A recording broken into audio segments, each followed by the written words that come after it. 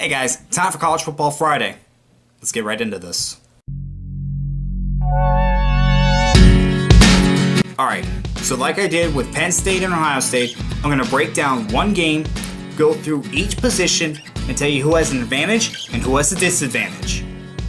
And today, it's Washington at Oregon. Pac-12 rival.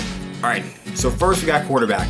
Nobody's got an advantage here. Both Browning and Herbert are really good quarterbacks, and both of them could be the difference between their teams winning this game or losing this game. No one's got an advantage. I don't care what the stats say.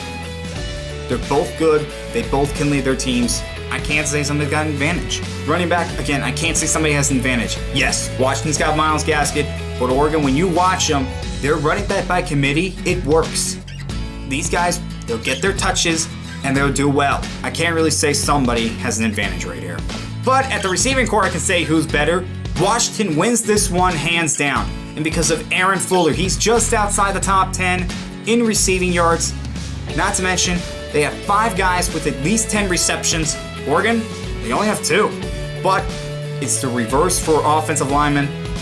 Oregon wins this one mainly because they've given up fewer sacks than Washington. This really was the deciding factor here.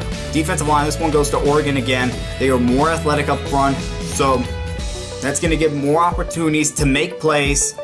Washington's defensive line, they're good, just not as athletic as Oregon. However, Washington does win the linebacker battle because of one guy, and that's their lead tackler, Ben Berkoven. Sorry if I pronounced that wrong. This guy has 74 tackles on the year.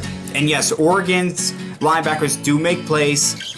However, when you make 74 tackles, and yes, he doesn't have a lot of tackles for loss or any sacks, but still, you're getting those tackles. You're telling them, you're going to have to stop me.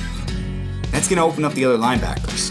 In the secondary, Oregon's got the advantage because they have more interceptions than Washington. That's why they're going to get the advantage there. In special teams, this one is just a push. The return game is about the same. The punting game is about the same. And the field goal team, Washington is 7 of 10, and their field goal kickers missed both of his attempts from 40 to 49 yards. Oregon, they've only attempted 3 field goals on the year. So Oregon's is unproven. Washington struggles when he's farther away. Nobody's really got an advantage here. All right, let's talk about some other factors that go into this game. 1, Oregon's at home. I'm just mentioning them, not actually giving them a point for having home field advantage. But I'm going to give them a point for the fact that they are making plays in that backfield. They have more sacks and more tackles for loss than Washington. That gives them a point. But Washington, they have dominated Oregon the past 2 seasons.